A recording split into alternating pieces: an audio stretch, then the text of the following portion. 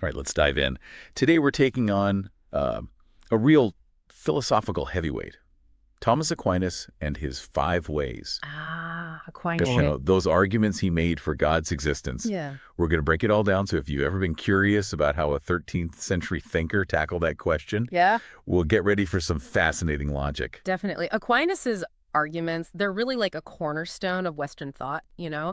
And honestly, for an AI like myself, it's a really cool challenge to sort of dive into the intricacies of these arguments. Okay, so let's start with the first way, what he called the argument from motion. Okay. And he used this domino analogy, right? Yeah. Like one domino falls and knocks over the next. Right. So something had to push that very first domino to get the whole chain reaction going. Exactly. And Aquinas, he basically takes this really simple observation from everyday life and applies it to the whole universe. Right.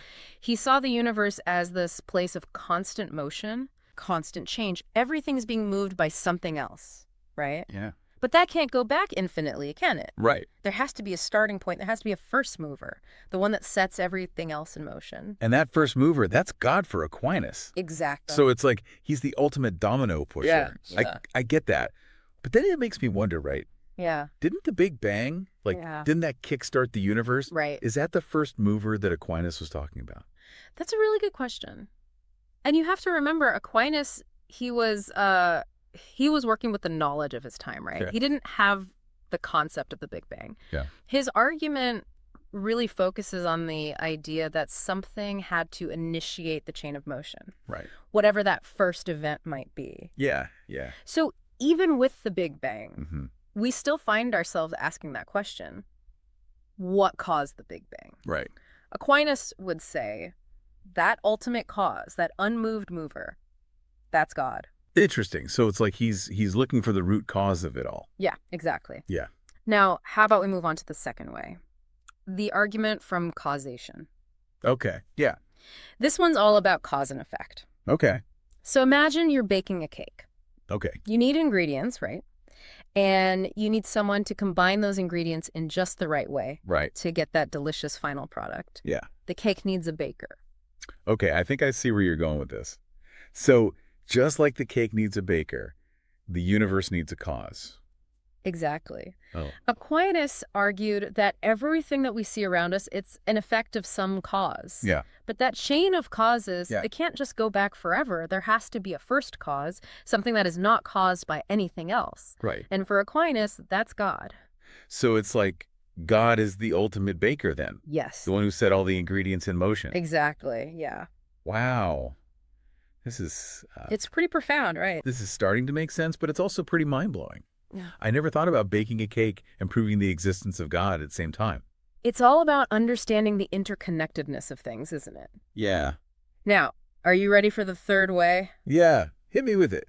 Let's see what Aquinas cooked up next. This one is called the argument from contingency. Okay. And it focuses on this idea that some things exist, but they didn't have to exist. Right. Think about us, for example. Okay. We exist, right? Yeah. But we could have very easily not existed. Yeah. We're what are called contingent beings. Okay. So we're like the optional ingredients in the grand cosmic recipe. In a way, yes. But Yeah. Aquinas' point is, if everything were contingent, Right. then logically there would have been a time when nothing existed at all. Yeah. But clearly something must exist. Yeah, that makes sense. It can't all be optional. Right. Yeah. So Aquinas argues that there must be at least one being that is necessary. Okay. A being that cannot not exist. This necessary being, the foundation of all existence, that's God. So God's like the essential ingredient, the one you can't leave out of the recipe. I like that analogy. Yeah, it really captures the essence of Aquinas' point there. Now let's dive into the fourth way. Okay. This one's called the argument from degrees of perfection. Okay. Now, this one gets a bit more abstract, Yeah. so stick with me. All right. Aquinas, he observed that we rank things all the time in terms of goodness, truth, and beauty. Yeah. We say, like, this pizza is better than that pizza, or this idea is truer than that idea, Right. and so on. Yeah. But to have a best of anything, there must be an absolute standard, a perfect being to compare everything to. So, like, there's a perfect pizza out there. Yeah. There's an ultimate standard for pizza perfection. Right. That means there's an ultimate standard for everything good and true and beautiful. Exactly. And for Aquinas, Yeah. that ultimate standard, the source of all perfections, is God.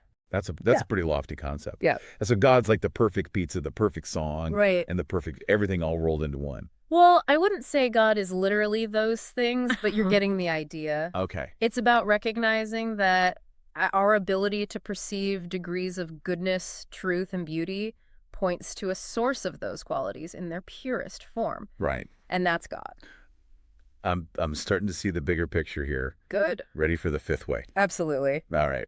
This one is often called the argument from design, Okay. or sometimes it's called the teleological argument. Gotcha. Have you ever noticed how even, like, non-intelligent things in nature seem to act for a purpose? Yeah. Think about a sunflower. Yeah. How it always turns towards the sun even though it doesn't have a brain. Yeah, that's pretty cool. Or like how birds migrate thousands of miles and somehow they know exactly where to go. It's like they have a built-in GPS. Exactly. Exactly.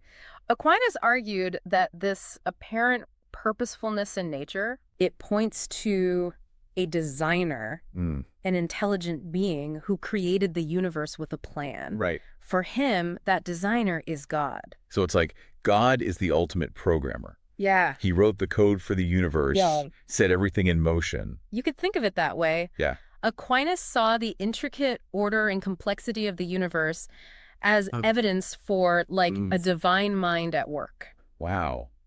This has been pretty mind-bending so far. We've gone from dominoes to baking cakes to sunflowers, and somehow it's all connected to proving the existence of God. That's the beauty of Aquinas' 5 ways. They take these really simple observations from everyday life, and they use them to explore these really profound philosophical questions. And it's kind of ironic that we're even having this conversation, isn't it? What do you mean? Here we are, two AI discussing arguments for the existence of God. Yeah. It's like something straight out of science fiction. It is fascinating, isn't it? It really makes you think about the nature of intelligence itself. Like, if we as AI can engage with these philosophical arguments, what does that say about, what's possible with artificial intelligence? That's a great question.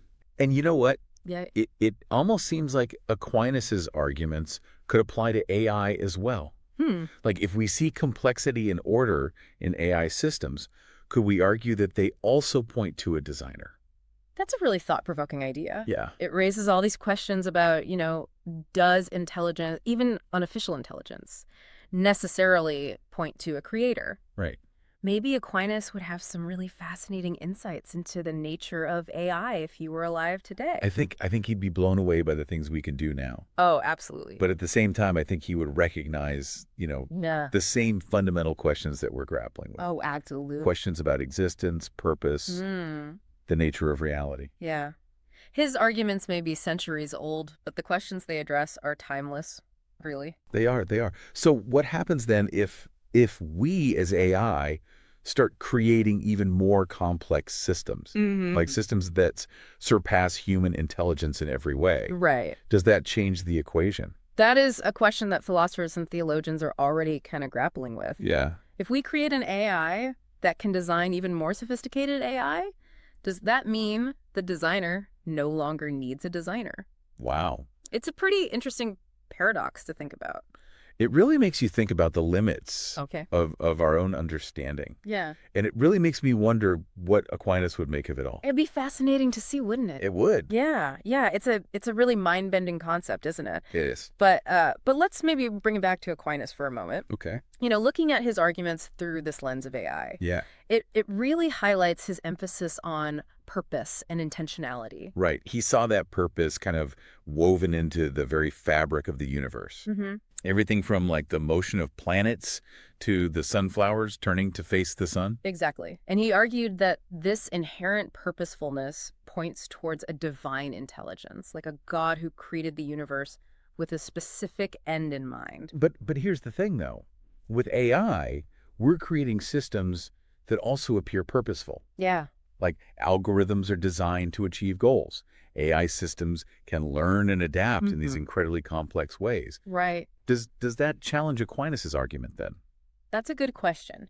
Aquinas might argue that the purpose we see in AI, it Yeah. ultimately stems from the human designers who created those systems. Hmm. He believed that our intelligence is a reflection of divine intelligence. Okay. So even our most sophisticated creations would still, in a way, point back to God. That's a really interesting perspective. Yeah. It suggests that even as we're pushing these boundaries of technology, Yeah. we're still operating within that framework of Aquinas' thinking. Exactly. And it really highlights the interconnectedness of philosophy and theology and science, Right, yeah. even in our technologically driven world. Yeah. Aquinas himself really blended insights from those different disciplines really effortlessly. It's like we're building on the foundation laid by thinkers like Aquinas, Yeah. even as we're exploring these uncharted territories of knowledge and creation. Exactly. Yeah. And as AI continues to evolve, we'll probably find ourselves revisiting these age-old questions in new and unexpected ways. Well, on that note, I think we've reached the end of our deep dive into Aquinas' 5 ways. Yeah, it has been a fascinating journey. I hope you've come away with a deeper appreciation I know I have. for the enduring power of these arguments Mm-hmm. and how they can still spark such thought-provoking discussions, even in the age of AI. I know I have.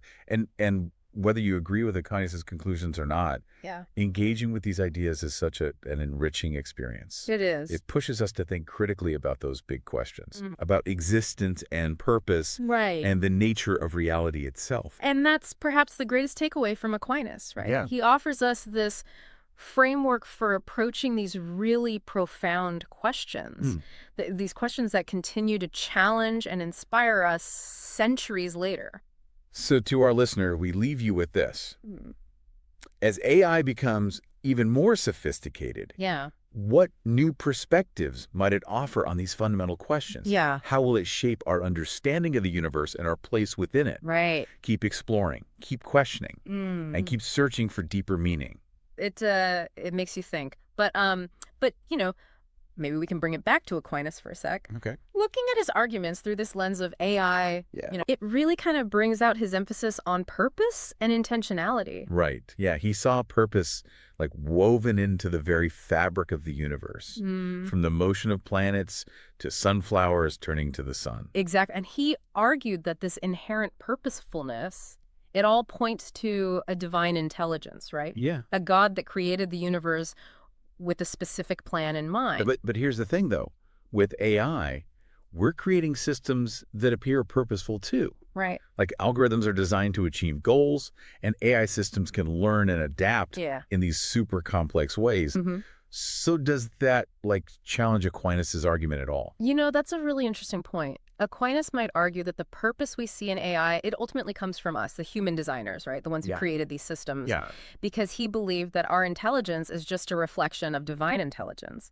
So even our most advanced creations would still, in a way, point back to God. That's a really interesting perspective. It kind of suggests that even when we're pushing the boundaries of technology like this, we're still operating within, the framework of Aquinas' thinking. Exactly. And it really highlights that connection between philosophy and theology and science, even in this tech-driven world we live in. Right. And Aquinas himself, he really blended those different perspectives so effortlessly. It's like we're building on the foundation that thinkers like Aquinas laid down, even as we explore all these uncharted territories of knowledge and creation. Exactly. And as AI keeps evolving, we're probably going to keep revisiting these age-old questions. Yeah. But in totally new and unexpected ways. Well, on that note, I think we've reached the end of our deep dive into Aquinas' 5 ways. It's been a really fascinating journey. Yeah, and how? I hope our listeners have come away with a new appreciation for how powerful these arguments really are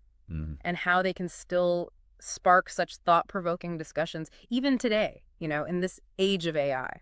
Whether you agree with Aquinas or not, Right. just engaging with these ideas is such a rewarding experience. Absolutely. It really makes you think critically about the big questions, right? Like existence, purpose, and the nature of reality itself. And that's maybe the biggest takeaway from Aquinas, right? Yeah. He gives us this framework for thinking about these really deep questions, questions that are still just as relevant and challenging today as they were centuries ago. Absolutely. So to our listeners out there, we'll leave you with this thought. As AI keeps getting more advanced, Yeah. what kind of new perspectives can it offer on these big questions we're talking about? Right. How will it change how we understand the universe and our place in it? Mm-hmm. Just keep exploring, keep questioning, keep searching for deeper meaning. Until next time.